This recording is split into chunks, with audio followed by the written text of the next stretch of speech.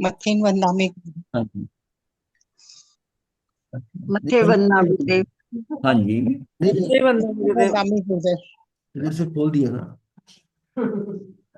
नहीं, इधर खिड़कियां खुली थी, थोड़ा सा इसको हटा दिया, हवा निकल। अब वो बंद नहीं रहेगा, मतलब ये ना रहे, इतनी कौन सी बर्फ पड़ रही है।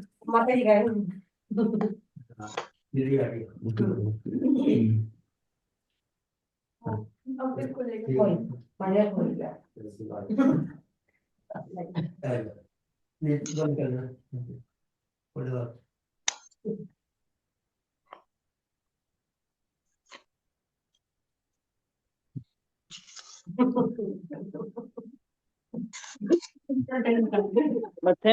गुरुदेव। हाँ जी। माता गुरुदेव। हाँ जी। बोधि मत्थे दुर्लभ भावना हमारी चल रही है, 11वीं भावना, 12 भावना में से।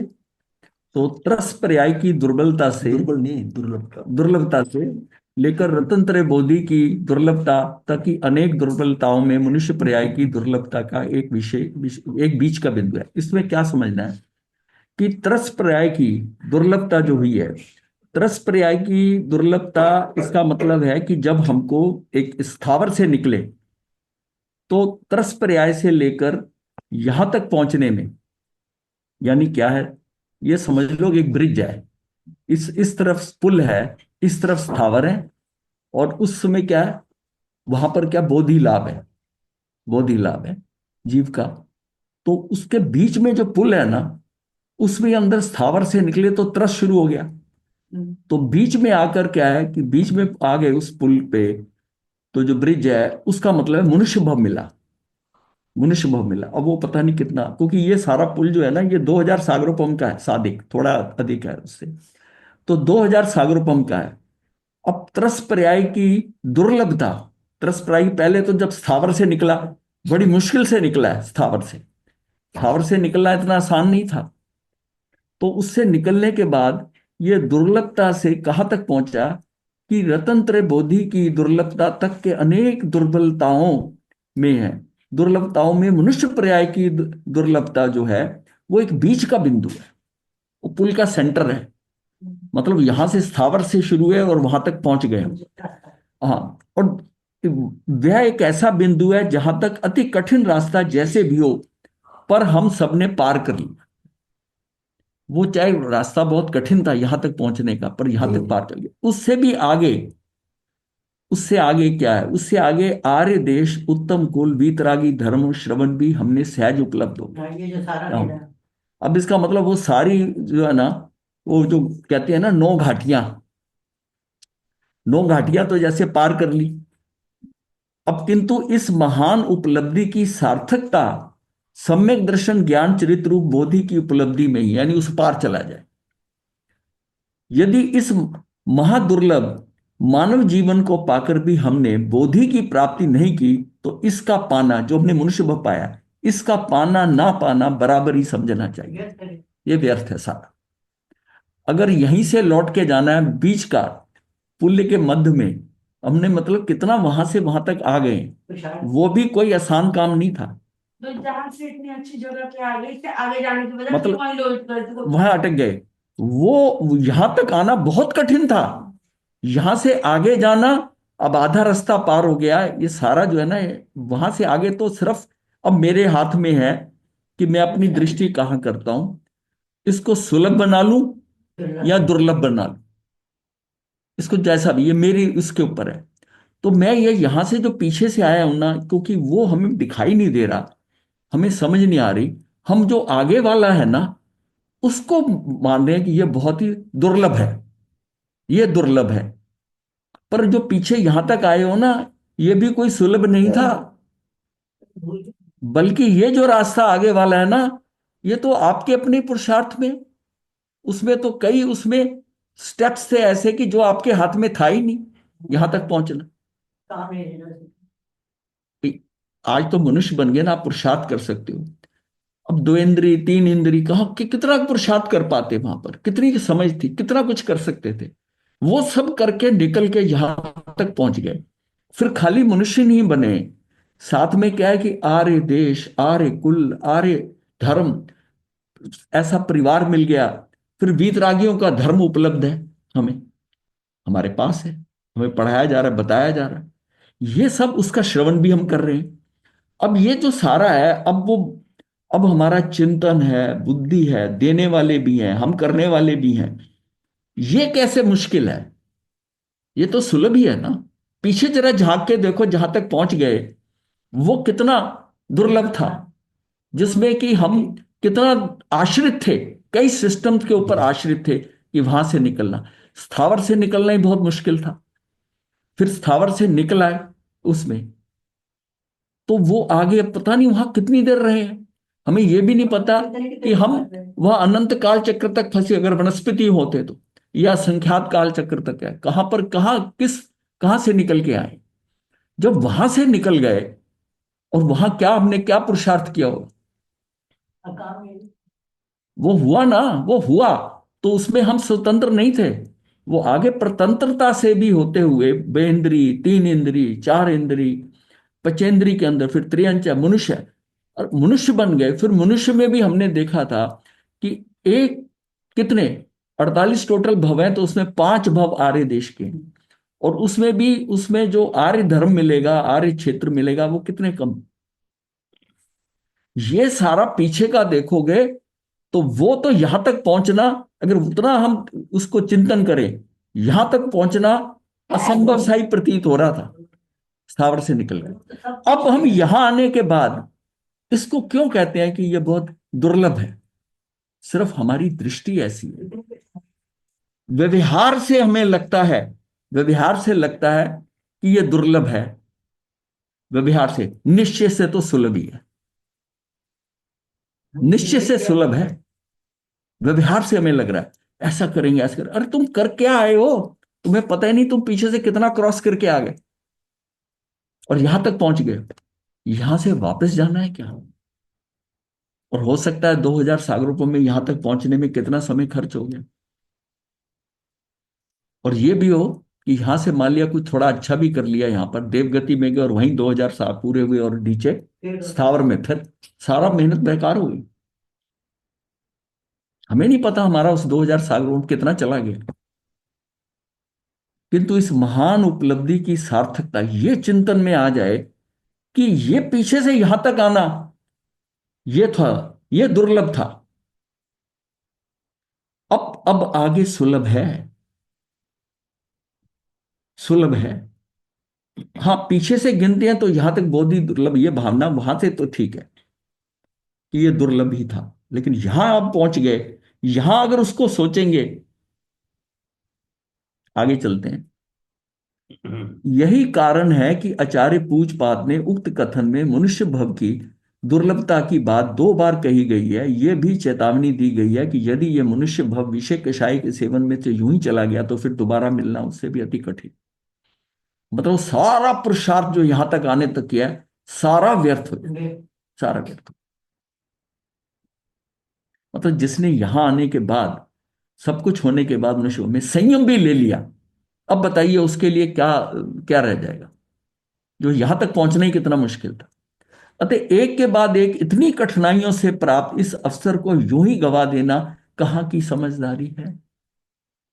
जब तक विचार रहित असंगी पर्याय में था, असंगी पर्याय में थे, तब तक तो बुद्धिपूर्वक पुरुषार्थ का कोई अवसर ही नहीं था, ही ना। फिर भी सहज क्रमबद्ध परिणमन के कारण इस अवस्था को प्राप्त हो गया। ये भी क्या है कि सहज क्रमबद्ध के क्रमबद्ध में आकर मैं आ गया यहां तक। वो वैसे वैसे ही पुरुषार्थ होते रहे, जैसा कि जिस जगह जैसे जाना था, वो इतना व्यवस्थित था कि मैं, जैसे होता है ना कि एक जगह पर डिपार्टमेंट में प्रमोशन होती है, उसमें क्या है कि उसको पता नहीं होता मैंने मेहनत, उसमें ये होता है ये ऊपर का गया तो उसके बाद वाला आगे बढ़ जाएगा, उसके नीचे वाला आगे बढ़ जाएगा। वो तो एक उस सीक्वेंस में आ गए हैं हम यहां तक। उसने कोई बहुत एक्स्ट्रा एफर्ट नहीं की है।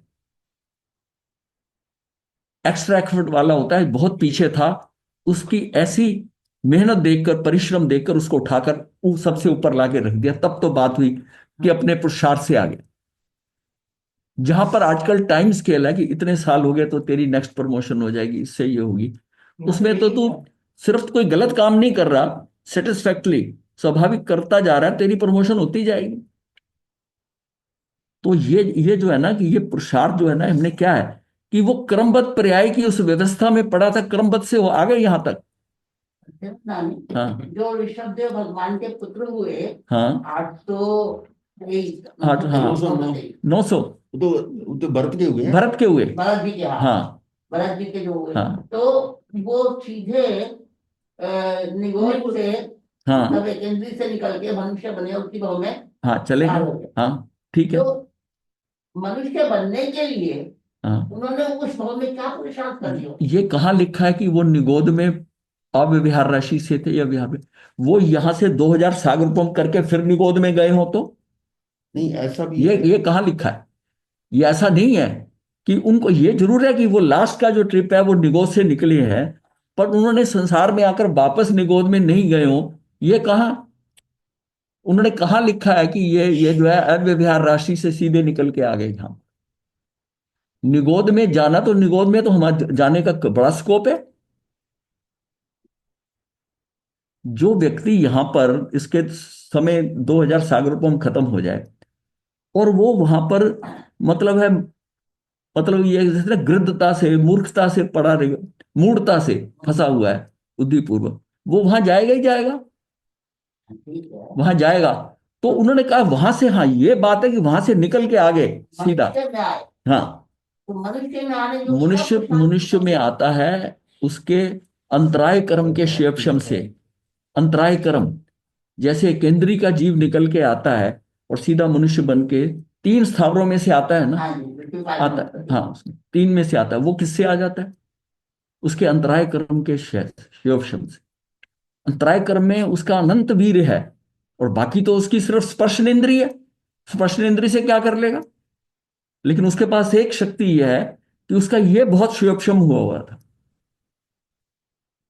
मतलब जो उसका उसका जो अनंत वीर है वो जो है वो उगड़ा हुआ था, तो वहां से वो सीधा निकल के वहां चला जाता है उससे। जैसे मरुदेवी माता आई है, वो वनस्पति से आई है, इसको इनको लिखा है निगोद से आए, ये और भी पीछे से आए हैं, ये और भी पीछे से आए। तो ये इनकी क्रमबद्ध पर्याय के कारण आए। उसमें क्रमबद्ध पर्याय में ये एग्जाम्पल दी गई है 923 वाली की, कि उनकी व्यवस्था में ये पड़ा था, कहां से घूमते घूमते अल्टीमेटली वहां जाएंगे और वहां से निकलकर यहां आ जाएंगे। और वो भी वहां उसके पुत्र इसलिए बने कि वो जहां पैदा हुए, जिस गोबर में, जिसमें उसमें हाथी का पैर आ गया, और भरत भरत के हाथी का, और उसके कारण सबकी मृत्यु हो गई। फिर उसी के यहाँ वो पैदा हुई, और इतनी रानियां थी, और 923 की क्या बात थी, 900 पे पैदा हो गए। हाँ तो ऐसा है, वो तो ठीक है, यही ये भी यहाँ कहा जा रहा है, फिर भी सहज क्रमबद्ध परिणमन के कारण इस अवस्था को प्राप्त हो गए। हम यहां तक आगे तो ये मान के चले कि हमने कोई प्लानिंग नहीं किया, पीछे कोई पुरुषार्थ नहीं किया। पुरुषार्थ भी अगर किया होगा तो जितना होना था उतना ही हुआ। तो इसलिए सहज बता दिया कि सहज क्रमबद्ध परिणमन के कारण इस अवस्था को प्राप्त हो गए।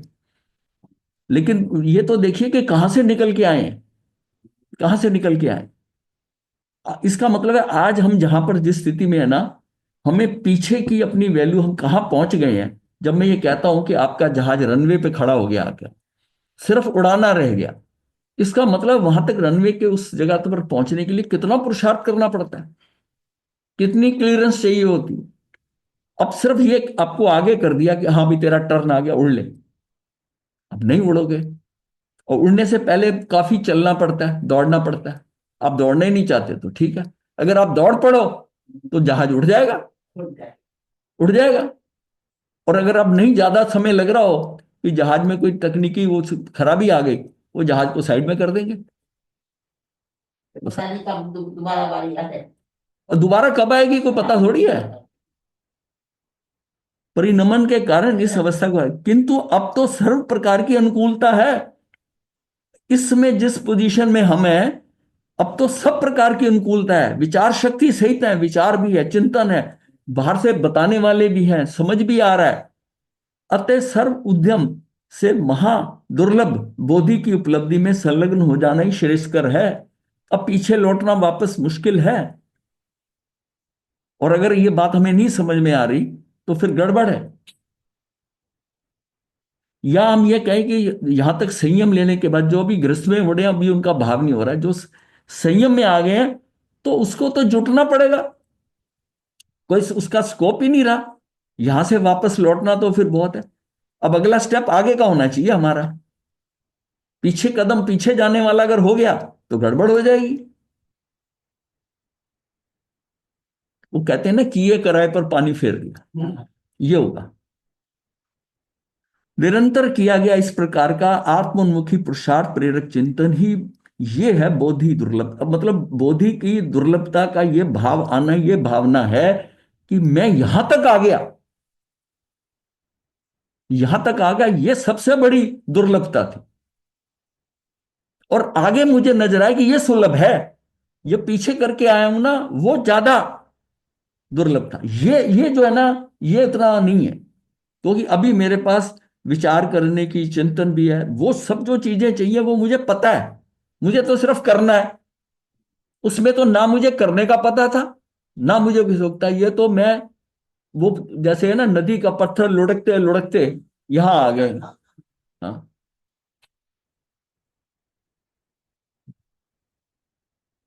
वो आता है ना, नदी पाषाण न्याय, वो न्याय है एक, कि अगर नदी में एक बार पत्थर गिर जाए तो वो लुढ़कते लुढ़कते गोल हो ही जाएगा, हो ही जाएगा।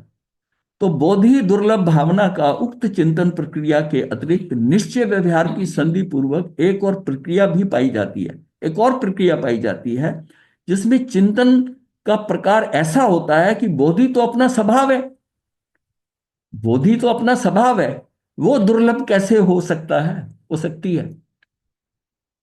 जब अपना स्वभाव भावी दुर्लभ होगा तो फिर सहज सुलभ क्या होगा? ये तो मेरा स्वभाव है, बोधि मेरा स्वभाव है, तो फिर ये क्या, जो जो माल मेरे पास है, जो मेरा स्वभाव है, जिसको करने के लिए मैं सक्षम हूं, तो वो दुर्लभ कैसे हो जाएगा? हमने अपने अज्ञान एवं रुचि से उसे दुर्लभ बना रखा है, अपने अज्ञान से। वस्तुतः तो वो सहज सुलभ ही है। इसलिए इसको भारी मत देखो, आगे के कदम को भार मत समझो।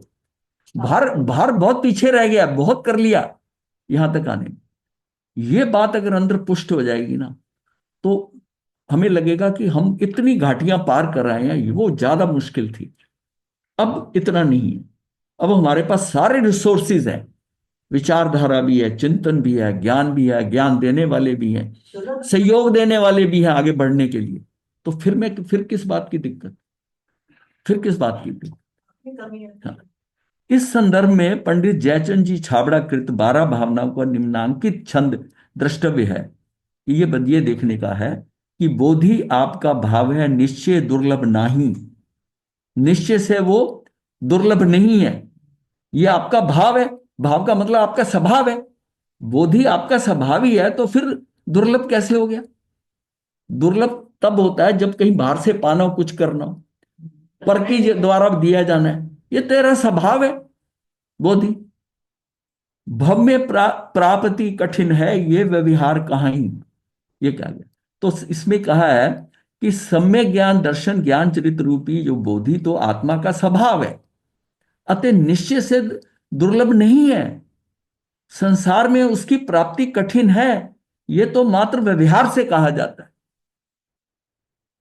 बोधि दुर्लभ जो भावना बताई है, हाँ, दुर्लभता जो बताई है, वो व्यवहार से ये बताई व्यवहार से है, ये कठिन कैसे है? ये तो तेरा बोधि तो तेरा अपना ही स्वभाव है, सिर्फ तेरी दृष्टि नहीं उधर जा रही। और ये यहां तक पहुंचना वो ज्यादा कठिन था, जहां तू पहुंच गया वहां ज्यादा कठिन। है।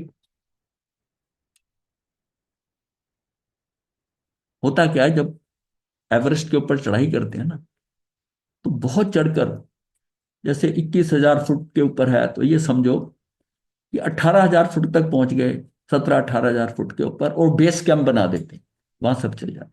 वहां से ऊपर जो 3,000 या 4,000 फुट है, ये उसमें कुछ बिरले ही जाते हैं, वहां तक चढ़ते आते हैं, कुछ रास्ते में ही थक जाते हैं, कुछ ऐसा होता है, कुछ वापस लौट जाते हैं, करते करते वो बेस कैंप कहते हैं कि बेस कैंप पे आ गए। अब उसमें जो पुरुषार्थ करने वाले होते हैं ना, क्योंकि ऊपर बर्फ की अवलांच चल रहे होते हैं, आंधी, मतलब उसकी ऐसे बर्फ के ऐसे चलता है कि कभी भी गिर जाए कभी, और कहीं खाई हो बीच में, बर्फ पे पैर रखा सीधे अंदर चले जाए। बहुत संभल के जाना होता है, और उसमें विरले ही ऊपर उठते हैं। कई वहीं वहीं जाकर ही संतुष्ट हो जाते हैं कि भाई यहां तक पहुंच गए बहुत है। अब उनको डर लगता है, लेकिन जो यहां तक पहुंच गया वो ऊपर तक कैसे जाएगा।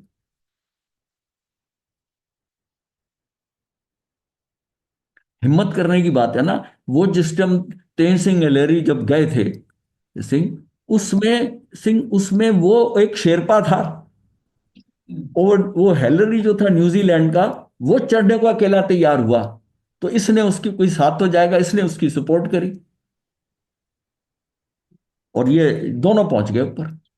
तेज सिंह भी हुई, और बाकी कहाँ थे, ये दो ही थोड़ी गए थे, गए तो बहुत गए थे। वो बेस कैंप पे ही रुक गए, भाई ये ठीक है, यहाँ से ऊपर नहीं अब चढ़ाया जाएगा। ये पंक्तियां पढ़ी थी न, जो बर्फ की आंधियों से लड़े हैं, कभी पग न उनके शिखर पर पड़े हैं, जिन्हें लक्ष्य से कम अधिक प्यार खुद से, वही भी चुरा कर तरसते चले हैं। हाँ, ये तो है। वो आदमी थक जाता है। हम यहां तक आकर ना, जो मिल गया, क्योंकि इसमें अलोरमेंट बहुत है, हमें जो चीजें है ना वो यहां मिल रही हैं। अब इतना कुछ करने के बाद ये भी सुख है, ये भी सुख है, वो बाहर जो आ रही, उस आकर्षण में मैं जहाज ही नहीं अपना उड़ाना चाहता। यही तो संतुष्ट कर देगा। मुझे एयरपोर्ट भी अच्छा लगता है, ये लैंड भी अच्छा है, ऊपर जाके, ऊपर क्या, ऊपर सब खाली खाली, वहां क्या करना है जाके। मतलब आखिरी मतलब, छलांग लगानी बड़ी मुश्किल है जी। हाँ जी, आखिरी छलांग लगानी बड़ी मुश्किल है। वही होता है, पर काम तो उसी का, छलांग में होगा, काम आखिर उसी में होना है, उसी जो छलांग लगती में नहीं होगा। है। अब यहां से वापस लौट जाना बहुत बात है। मतलब जिसको आर्य धर्म, जैन धर्म मिल गया, ज्ञान मिल गया, केवलियों की वाणी मिल गई, सारा कुछ नजर आ रहा है, आ गया। ये बुद्धि किस किस को मिलती है? जो मनुष्य भी बने हुए, कितनों को ये ज्ञान है। इसी प्रकार का भाव भैया भगवती दास ने व्यक्त किया है कि दुर्लभ पर द्रव्यानी को भाव, सो तो ही दुर्लभ है। सुनी राव जो है तेरो ज्ञान अनंत, सो न ही दुर्लभ सुनो महंत। वो दुर्लभ नहीं है, ये महंत मतलब संतों को बता रहा है। पर पदार्थों की प्रवृत्ति अपने अधीन ना होने से पर पदार्थों के भावी वस्तुतः दुर्लभ है, क्योंकि वो हमारे कंट्रोल में नहीं है, इसलिए दुर्लभ है। यहाँ भाई अगली गतियों में मुझे बेंद्री बनना है, 3 इंद्री बनना है, 4 इंद्री है, ये सारा वो मेरे हाथ में थोड़ी था। मैं सारी वो घाटियां पार करके आ गया।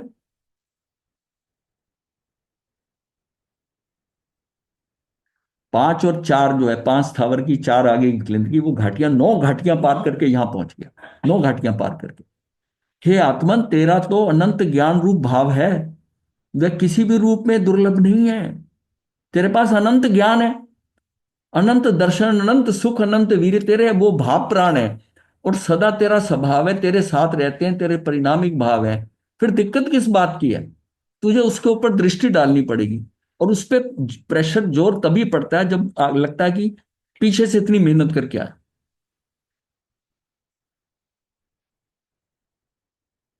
ये क्या होता है, कई बार देखा स्टूडेंट बड़ी मेहनत करता है, और अपना जो है वो हाई स्कूल तक पास करते करते 10+2 कर लिया है, करके ना वो बहुत अच्छे नंबर आ गए, अच्छे कॉलेज में एडमिशन हो गया। फिर भी देखा है कि इतने बढ़िया कॉलेज में एडमिशन होकर 10-15% ऐसे स्टूडेंट होते हैं कि मौज मस्ती में लग जाते हैं, क्योंकि वो स्कूल में बंधे हुए थे। और यहाँ है, कुछ पैसे भी हैं और कुछ माता पिता का कंट्रोल कम है, फिर टीचर भी यहाँ, उसमें टीचर तो, लेक्चरर तो नहीं कहता कि क्लास में बैठो। स्कूल में तो टीचर क्लास से बाहर नहीं जाने देता, कहीं कल एक दिन छुट्टी कर लो तो पूछता है, और यहां तो कोई पूछता नहीं है, ये तो खुला है आपको, इंडिपेंडेंट हो गया ना। और पहली बार उनको इंडिपेंडेंट हुए। देखा है मैंने कि गांव से, मतलब अच्छे छोटे शहरों से आए, अच्छे नंबर लेके आए बाहर से, और हॉस्टल में आके पढ़ने लगे, हरकतें सारी उल्टी। पंख लग जाते हैं। हाँ, हरकतें सारी उल्टी। घर से पैसे भी उनके आ रहे हैं, सब कुछ आ रहा है, फिर हम समझते हैं करते क्यों नहीं है?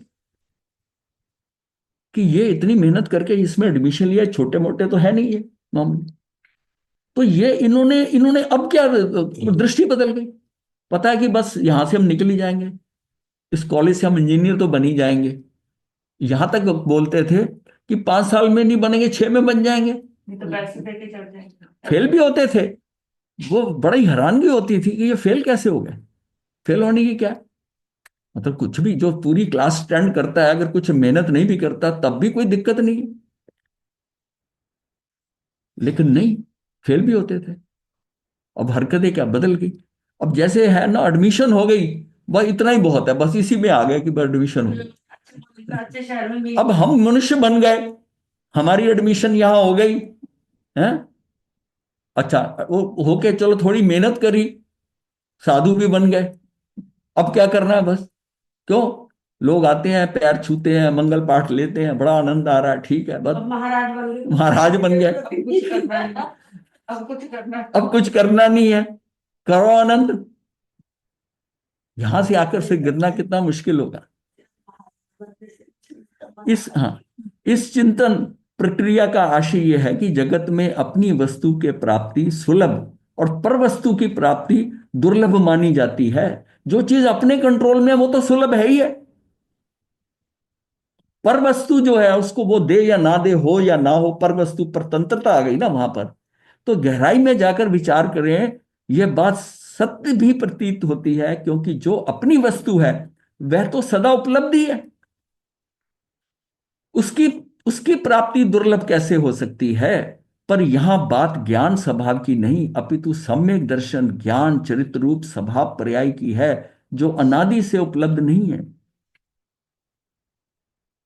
ये जो पर्याय है ना स्वभाव, इन तीनों की सम्यक दर्शन ज्ञान चित्राणी स्वभाव पर्याय की है, जो अनादि से उपलब्ध नहीं है। पर्याय में प्रकट करना है। हाँ, ये पर्याय में प्रकट करना है। वो दुर्लभ। हाँ, द्रव्य में तो पड़ी है। दसवें तो पढ़ी। हाँ, वो तो उसका क्षणिक उपादान है, उपादान में है। अब क्षणिक उपादान जब आएगा तो वो क्षणिक उपादान इसके लिए क्या है कि उसमें आप तुझे तो पुरुषार्थ अपना करना है ना, जितना उसके लिए चाहिए। यद्यपि यह बात सत्य है कि सम्यक दर्शन ज्ञान चरित्र रूप स्वभाव पर्याय अनादि से नहीं है, तथापि अनादि अनंत सदा उपलब्ध। ज्ञान स्वभाव के दर्शन का नाम सम्यक दर्शन, जानने का नाम सम्यक ज्ञान, और उसी में जमने स्थिर होना रमने का नाम सम्यक चरित्र है, अतः सदा उपलब्ध। त्रिकाली ध्रुव आत्मा के दर्शन भी स्वाधीन होने से सुलभ ही है। तूने अपने अंदर देखना और अपने ही पुरुषार्थ से देखना है। अब पका पकाया तो मिलेगा नहीं, करना तो पड़ेगा, पर उसका रॉ मटेरियल तो तेरे पास है ना। जिसकी रसोई के अंदर वो सामान ही नहीं है तो वो तो अलग बात, तेरे पास सामान तो सारा है, लेकिन उसको बनाने खाने के लिए बनाना तो तुझे बनाना तो पड़ेगा ना। पका पकाया नहीं मिलता, करना तो वो आपको पड़ेगा। अब महाराज जी इसलिए तो अटके हुए हैं, महाराज को खाना आराम से मिल रहा है, कपड़े मिल रहे हैं, कुछ करना कराना नहीं है, मस्ती हो रही है। अंदर तो टिके ना अपनी आत्मा में सब कुछ मिल रहा है। आत्मा में टिके होते कुछ हो गया होता। ये भूल में नहीं रहना, ये भूल में नहीं रहना, ये शाब्दिक है। आत्मा में टिकना एक अलग चीज है। हाँ, जबकि लौकिक संयोग पराधीन होने से सहज सुलभ नहीं दुर्लभ है। ये लौकिक संयोग जो है ना, ये पराधीन है, ये संयोग मिलेंगे। वैसे उल्टा हो गया यहाँ तो। हाँ, यहाँ उल्टा हो गया। यहाँ उल्टा हो गया यहाँ तो। हाँ, यहाँ एक प्रश्न संभव है कि एक और तो रतंत्र बोधि को हम महा दुर्लभ बताया जा रहा है, और दूसरी ओर सुलभ भी कहा जा रहा है। दुर्लभ भी कहे जा रहे हैं, सुलभ भी कहे जा रहे हैं, ये कंफ्यूजन है। दोनों कथन में सत्य क्या है। सत्य तो समझने वाले की है ना। हे आत्मन, उक्त दोनों प्रकार के कथन परस्पर विरोधी नहीं है, अपितु एक दूसरे के पूरक ही हैं। यहां तक पहुंचना ही जो था ना वो दुर्लभ था, अब तो आगे सुलभ ही है। पर उसके लिए तुझे कुछ करना है, अगर कुछ करता है तो सुलभ है, नहीं तो नहीं है। मतलब ये बात बड़ी क्लियर कर दी है कि निश्चय से सुलभ है और व्यवहार से दुर्लभ है। इस बात को समझने के लिए हमें 12 भावनाओं की चिंतन प्रक्रिया को मूल उस चिंतन प्रक्रिया के मूल में जाना होगा, और उसका उद्देश्य समझना होगा कि ये 12 भावना का क्या है।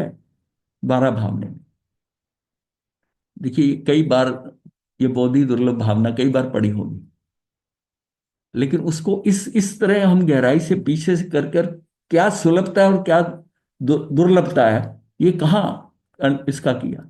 ये इसका अनुशीलन है कि ये क्यों भावना की इतनी जो है ना इंपॉर्टेंस है, इनकी अनुप्रेक्षाओं को क्यों हम ऐसा कहते हैं।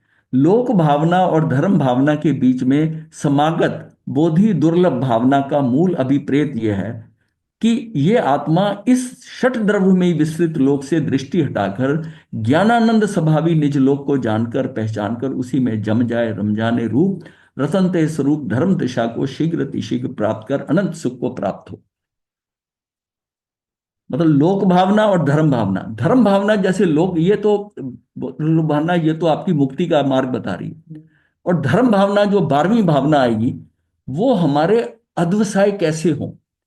सारी धर्म भावना के अंदर है कि मेरे भाव वैसे हो जाए, वो वैसरे की भावना जो 12वीं भावना है। अभी हम इसी पे चल रहे हैं। तो ये देखिए कि पीछे हमने क्या कहा था, लोक भावना करी थी, लोक भावना में और ये धर्म भावना के बीच में ये एक बीच की भावना है, बहुत दिव्य। ये 3 भावनाएं वो जो है जो आपकी मुक्ति के लिए है, ये मुक्ति को बता रहे हैं। पहली 3 संयोगों के लिए थी, संयोगों से दूर करती थी। फिर शरीर से 3 जो थी, 3 शरीरों से दूर करती थी। फिर 3 जो थी वो कर्मों से दूर करती थी, ये सब करके। अब मुक्ति के मार्ग के लिए ये 3 भावना, लोक भावना, बोधि दुर्लभ भावना और धर्म भावना, अब इन दोनों के बीच में लोक भावना का समझकर और धर्म भावना के बीच में ये जो बीच की है काम, इसने करना है। तो इसमें क्या है कि यह आत्मा इस षट द्रव्य में ही विस्तृत लोक में, मतलब तू बाहर से दृष्टि हटा ले, ये मतलब ये द्रव्य है जो इतना है, एक द्रव्य तू है, जी। तू तू भी एक द्रव्य का एक हिस्सा है। द्रव्य तो तू 6 से ही हटना है तूने। हाँ, ज्ञानानंद स्वभावी निज लोक को जानकर पहचानकर उसी में जम जा, रम जाए और रतंत्र स्वरूप धर्म दशा को शीघ्र अतिशीघ्र प्राप्त करके अनंत सुख को प्राप्त हो जाए। ये रतंत्र स्वरूप होने के बाद फिर जो धर्म भावना है, उसमें जो उसकी अध्यवसाय हैं, विचार हैं, वो सारे उसके स्वभाव में वो उसका करके प्राप्त करके अनंत सुख को प्राप्त हो जाए। अपने इस उद्देश्य की प्राप्ति के लिए सर्वप्रथम उपलब्ध मनुष्य पर्याय की दुर्लभता का भान कराया जाता है। मनुष्य पर्याय की दुर्लभता का भान कराया जाता है। जितना हमें कहा कि पीछे से हम कैसे आए हैं, तू यहां तक पहुंच गया, बहुत ऊपर तक आ गया, और फिर इसकी सार्थकता के लिए रतंत्र प्राप्त करने की प्रेरणा देने के लिए रतंत्र की दुर्लभता का भान कराया जाता है। ये रतंत्र को पाने के लिए तदर्थ भरपूर प्रेरणा भी दी जाती है। साथ ही संयोग अनेक बार उपलब्ध हो गए हैं, ये बताकर उनके प्रति विद्यमान आकर्षण को कम किया जाता है। और संयोग भी बड़े प्राप्त हो गए यहां आने के बाद, धन दौलत पैसा ये सब इकट्ठे हो गए और अनेक बार उपलब्ध हो गए हैं। ऐसे साथ ही संयोग भी बहुत उपलब्ध हो गए हैं, ये बताकर उनके प्रति विद्यमान आकर्षण को कम किया जाता है कि उसकी तरफ मत अट्रैक्ट हो ज्यादा कि मुझे ये मिल गया, मुझे ये मिल गया। जैसे शरीर अच्छा मिल गया, सुंदर मिल गया, जो है संयोग जो बढ़िया मिल गए, उस पत्नी बच्चे ये सब जो है ना उसको बड़े अच्छे मिल गए, परिवार में बड़ा सुखी है, बड़ा सुखी है, और उस सुखों में फंस गया। उसी में संतुष्ट, उसी में बोल रहा हाँ, है। एक संत की पत्नी बहुत अच्छी थी, बहुत आज्ञाकारी, सार में इतना सुख दे रही थी। वो कहता क्या मेरी किस्मत है, मुझे तो मंदिर जाने की भी जरूरत नहीं, मेरा तो घर ही मंदिर है, घर ही मंदिर है। और एक संत की बहुत टेढ़ी थी, वो उसको टांगे रखती थी। हाँ, वो इतनी टांगती थी, वो कहता था वाह भगवान, तूने ऐसी पत्नी दी है कि मेरी दृष्टि तेरी तरफ ही लगी रहती है, मैंने तूने कृपा कर दी कि ऐसी पत्नी दे दी कि मैं संसार में फंसने की बजाय मैं तेरे दर्शन करता हूं, तेरी तरफ मेरा ध्यान लगा रहता है। ये बड़ी कृपा करी है तूने। ये दृष्टि है, ये दृष्टि है। साथ ही संयोग बनकर अनेक बार हो गए, ये बताकर उन्होंने प्रति विद्यमान आकर्षण को कम किया जाता है। ये मतलब अपना आकर्षण उसने कैसे कम कर लिया। और एक का भी आकर्षण है कि तूने बड़ी कृपा कर दी, घर में ही मेरा मंदिर बना दिया। किंतु जब यह जीव बोधि लाभ को अत्यंत कठिन मानकर अनुत्साहित हतोत्साहित हो जाता है, उत्साह कर देता है, अनुत्साहित होकर पुरुषार्थहीन होने लगता है, तो उसके उत्साह को जागृत रखने के लिए उसकी सुलभता का ज्ञान भी कराया जाता है। अगर हम यही कहते हैं दुर्लभ है, ये कर नहीं सकता, तो वैसे ही भाव गिर जाएंगे, उसके भाव गिर जाएंगे। हाँ, उसको तो अब कहना है कि आगे का रास्ता सुलभ है। जो दुर्लभता थी ना, दुर्लभता तो पीछे रह गई। ये तू जो प्राप्त कर गया है, ये सारा बहुत ही दुर्लभ था। अब तो सारा सुलभ है, यहां तक तो तू पहुंच गया, अब रह क्या गया? प्रोत्साहन देना है ना, नहीं हतोत्साहित हो जाएगा। अतः बोधि की दुर्लभता और सुलभता दोनों ही एक ही उद्देश्य के पूरक हैं। दुर्लभता को समझ ले और आगे सुलभता को जान ले। अगर सही ढंग से कार्य करेगा तो सुलभ भी है। भाई, जिस कार्य को करके अनंत गए हैं, वो दुर्लभ कैसे हो सकता है? एक दो पांच गए हो तो बात है कि भाई ये तो गिनती के गए हैं यहां पर। जब वहां अनंत गए हैं, तो क्या तू इतना गया गुजरा है कि अनंत में गिनती नहीं लगा सकता अपनी?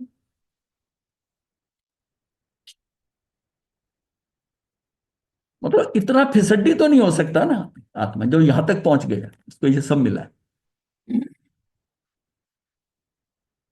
दोनों एक ही उद्देश्य के पूरक हैं और काल्पनिक भी नहीं है, अपितु सत्य के आधार पर प्रतिष्ठित है।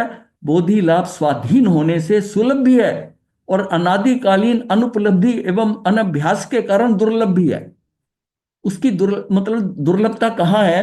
क्योंकि अनादिकाल से अनुपलब्ध है रहा है, उपलब्ध नहीं हुआ है, और अभ्यास भी नहीं हमारा उसका करने का, इसलिए वो दुर्लभ है। पर जिन्होंने किया है, ऐसे अनंत लोग हैं जिन्होंने इसको सुलभ कर दिया, उन्होंने सुलभ कर दिया। फिर जिन्होंने जिस तरह वो मार्ग को पाया, उन्होंने वो मार्ग भी बता दिया। अब तो हमने उसको फॉलो करना है ना, कोई नया रास्ता तो है नहीं। जिस कार्य को करके अनंत गए हैं वहां तक, अपने को तो वही फॉलो करना। प्रश्न है कि बोधि दुर्लभ नाम से तो यही प्रतीत होता है कि जिन आगम को बोधि की दुर्लभता बताना ही इष्ट है, ये जिन आगम जो है इसी को इष्ट मान रहे हैं। उत्तर ऊपर से देखने पर तो ऐसा ही प्रतीत होगा, और अधिकतर चिंतन भी इसी प्रकार का उपलब्ध होता है। पर गहराई से विचार करें तो बोधि की दुर्लभता जो है, वो सम्यक स्वरूप के चिंतन के साथ साथ बोधि की सुलभता का चिंतन भी जिन आगम में अभीष्ट है। बोधि की दुर्लभता और सुलभता का सम्यक स्वरूप यह है कि जब तक संगी पचेंद्री दशा की उपलब्धि ना हो, तब तक तो बोधि लाभ महादुर्लभ है ही, दुर्लभ है ही। किंतु मनुष्य पर्याय में भी अनभ्यास के कारण दुर्लभ ही है। तथापि जो ठान ले, उसके लिए कुछ भी दुर्लभ नहीं है, सब सुलभ है। पुरुषार्थी के लिए क्या सुलभ है और क्या दुर्लभ है? सब सुलभ ही है, क्योंकि प्रत्येक भावना के चिंतन का स्वरूप पुरुषार्थ प्रेरक ही होता है। इसमें पूरा सार दे दिया बात का कि जब तक संगी पचेंद्री दशा को उपलब्ध ना हो, इसलिए कहा जाता है कि इस भव में कम से कम वो 7 बोनी कर्म की 7 प्रकृतियां तोड़ के, उसका पूरा प्रोग्राम करके, और फिर जैसी पचेंद्री बनेगा उसको वो काम स्टार्ट हो जाएगा। इस भव में रहते हुए मनुष्य भव में संयम लेने के बाद भी अगर हमने वो अचीव नहीं किया, तो फिर क्या किया? कुछ भी नहीं किया। वापस नीचे। अनंतानुबंधी की चौकड़ी तोड़नी है, और दर्शन मोहनी की जो प्रकृतियां उसमें से निकलना है, मिथ्यात्व से। इतना तो हम कर लें ना, ये तो हमारे हाथ में है। फिर क्रमबद्ध में कहां पर वो पड़ा है, वो अपने आप आएगा। हमने अपना पुरुषार्थ कर दिया इस भव में, मनुष्य भव में हम ये कर सकते थे कि मैं अनंतानुबंधी चौकड़ी तोड़ दूं और ये दर्शन मोहनी को खत्म कर दूं। ये दो जो है ना, ये मैंने खत्म कर दिया, मैं अब रेडी हो गया। अब वो काल में जहां पड़ा है, जिस आगे जब भी पचेंद्री जीव बनेगा उसको हो जाएगा जब टर्न आएगी। लेकिन वो काम तो मनुष्य भव में ही करना पड़ेगा ना। उस समय हो माना, उस समय हम त्रियंच हो, फिर तब भी काम हो जाएगा। नरक में हो तब भी हो जाएगा, देवगति में हो तब भी हो जाएगा। पचेंद्री होना जरूरी है ना। संगी पचेंद्री बनते ही, पर उसका पुरुषार्थ कहां, मनुष्य भव का जो पुरुषार्थ किया ये काम आएगा।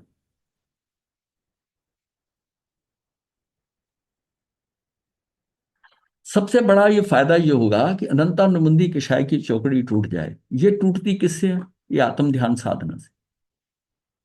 शिविर करते हैं, अटेंड करते हैं, आपको कहने से समझने से ये नहीं जाएगी। इसमें सारा कार्य कहाँ करना पड़ेगा? ध्यान साधना। और मिथ्यात्व जो है वो समझ के करना पड़ेगा। जो भगवान की वाणी में है कि ये करना मिथ्यात्व है, उसको पूरी पूरी श्रद्धा करनी पड़ेगी। बहुत ज्यादा कोई आगम पढ़ने की, ज्ञान लेने की जरूरत नहीं है इसको करने के लिए। इतने काम करने के लिए इतना तो हमें लीस्ट पॉसिबल, इतना तो एटलीस्ट करना ही है, नहीं तो ये बिल्कुल व्यर्थ चला जाएगा भाव। इतना तो हम कर लेना, और इसकी चिंता ना करें कि कब होगा। वो क्रमबद्ध पर्याय में जहां पड़ा हो जाएगा, जब होना होगा हो जाएगा। आपने बस ये काम कर लिया, ठीक है। वो चौकड़ी तोड़ने से और ये छोड़ने से आपको यह है कि कर्म लंबे नहीं बनेंगे, कहीं जाओगे ये चौकड़ी में। और इस स्थिति में आपके जो है अनंतानुबंधी की चौकड़ी, इसका मतलब ऐसे कर्म नहीं बनेंगे आप जो बहुत लंबे चौड़े आपको फंसाएंगे। जो भी आगे के कर्म बंधते हैं वो, क्योंकि वो सबसे ज्यादा वो उसको, तो आपका वो कंट्रोल आ गया। कषाय कंट्रोल है, उसमें जो भी आएगा उसका स्थिति बंद और अनुभाग बंद ज्यादा नहीं होगा। हल्के कर्म बनेंगे, जो भी कर्म बनेंगे। तो हमें वैसे ही फायदा मिलना शुरू हो गया। और जब समय आएगा क्रमबद्ध पर्याय में, जब शनिक उपादान तैयार होगा तो मिल जाएगा। अपनी तो तैयारी पूरी हो जाए ना। बोधि दुर्लभ भावना के चिंतन का वास्तविक स्वरूप यही है कि जब तक हम जागृत नहीं हुए तब तक वहां दुर्लभ और आत्मोन्मुखी पुरुषार्थ के लिए कमर कसकर सनद लोगों के लिए महासुलभ है। जिन्होंने ये कमर कस ली ना, कटिबद्ध हो गए, उनको लिए बहुत सुलभ है। यदि हम बोधि दुर्लभ नाम से मात्र दुर्लभता ही लेंगे तो फिर आश्रम नाम से मात्र आश्रमों का विचार तक और शुचि नाम से मात्र शुचि की बात तक ही सीमित रहना होगा।